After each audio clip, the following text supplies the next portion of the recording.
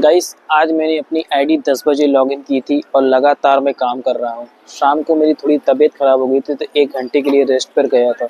लेकिन यहाँ पर आज ऑर्डर फ्लो बहुत ही अच्छा रहा है क्योंकि होली नज़दीक है। अब 2 दिन बाद ही बचे हैं, 2 दिन बाद होली है और सारे राइडर यहाँ पे लाइन से लगे हुए हैं। आप लोग देख सकते हो अभी क्या हुआ था कि सुबह के टाइम पर यहाँ पर अभी उतनी भी भीड़ नहीं थी जितना शाम को हुआ, क्योंकि शाम को बहुत ही ज़्यादा तेज ऑर्डर था। और तो गाइस इसी के साथ सबकी हाई अर्निंग भी हुई है। बहुत ही अच्छा खासा लोगों ने मेहनत किया, काम किया। और यही चाहूँगा भाई कि रोज़ रोज़ अगर ऐसा होता है तो बहुत ही अच्छा लगता है काम करने में। तो काफ़ी राइडर यहाँ पे हैं अभी भी, तो बहुत ही खुश हैं अपने काम से आज के लिए।